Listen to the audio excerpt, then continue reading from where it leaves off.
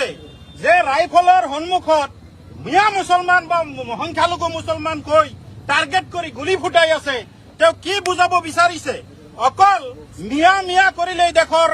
মানে উন্নতি নহয় বিজেপি চৰকাৰৰ এই মুখ্যমন্ত্ৰী যিদিনাৰ পৰা গদিত বহিছে সেইদিনাৰ পৰা মুছলমানসকলক টাৰ্গেট কৰি লৈছে তেওঁ সকলো সময়ত মুছলমান বিৰোধী কথা বাৰ্তাবোৰ মানে কৈ আছে তেওঁ সকলো সময়ত মুছলমানক হাৰাশাস্তি কৰি আছে তেওঁৰ মুখৰ মৰা এনেকুৱা মানে বাক্য ওলোৱা হয় যে মিয়াসকলৰ 5 টকা যদি ৰিক্সা ভাড়া হয় তেনেহলে তাক 4 টকা দিব ইতিমধ্যে অসমৰ ৰাইজে প্ৰমাণ কৰি দিছে যে তেওঁৰ কথাত কোনো মানুহে উঠাব হা নকৰে 5 টকা ভাড়া হলে 10 টকা দিয়া আৰম্ভ কৰিছে 10 টকা হলে 20 টকা দিয়া আৰম্ভ কৰিছে ইয়াৰ মাধ্যমত আমি মুখ্যমন্ত্ৰী হিমন্ত বিশ্ব শৰ্মাক সকীয়াই দিছো এতিয়াও সময় আছে পদত্যাগ কৰক নহলে অনাগত দিনত আপুনি অসমৰ বুকত ভয়ংকৰ